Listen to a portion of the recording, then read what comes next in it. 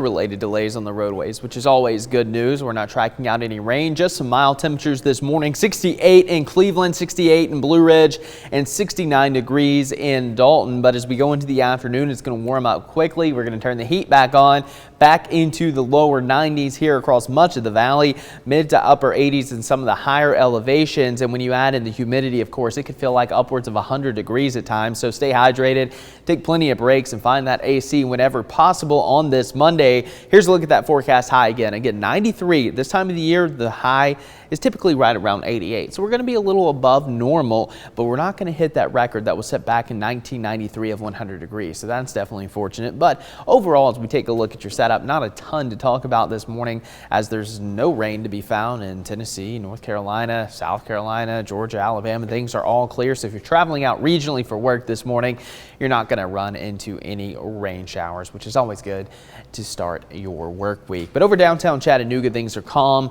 and here in just a little bit we'll start to notice the twilight hours, and there's not a cloud in the sky, so it's going to be a nice sunrise here in just about an hour and a half. And as we track out your futurecast, again, just some clouds around this morning, mainly east of I-75. Otherwise, we're just going to have some blue skies and sunshine.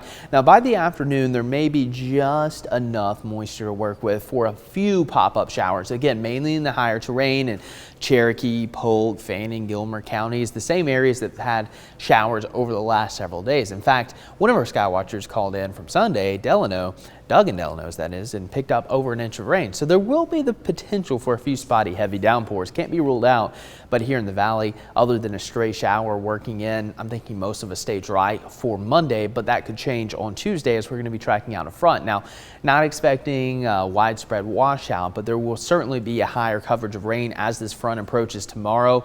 Temperatures right around 90 degrees, and as storms are kind of going to ride that front. And then after Wednesday, or after Tuesday, we'll say going into Wednesday, it is going to be noticeably less humid as drier air filters in. So dew points are going to go from the 70s to potentially the 50s.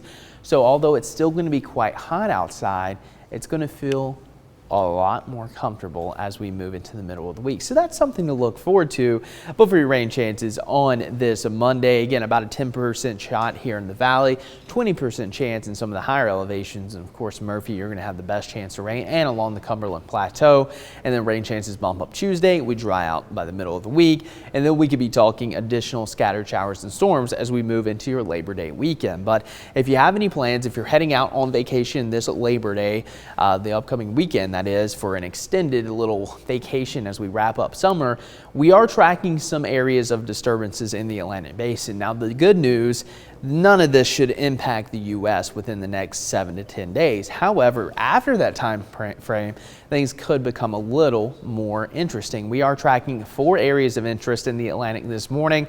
These are all outlined by the National Hurricane Center in Miami. The most notable one is this red area. This is going to be our best chance of a named storm in the 5 days. In fact, this has about an 80% chance of formation, and this would head into the general direction of the Lesser Antilles. You can see the U.S. still very far away from this, but it is something worth noting because we have now had a 56-day dry spell here in the Atlantic. And if we don't have a named storm by the end of August, this would be the first August in 25 years without a named tropical system. So how about that? So if this next area becomes something that's named a tropical storm or a hurricane, it would be Danielle, and that would only be the 4th named storm of the season. So fortunately, things are looking good for the Labor Day weekend, but after that, we will be tracking out the tropics pretty closely as things seem to be getting a lot more active. But today, and here in the Tennessee Valley, of course, what we're mainly tracking is the heat and humidity, and we're going to be tracking 90-degree heat pretty much all week before a little cool down Saturday into Sunday. And today, of course, no exception.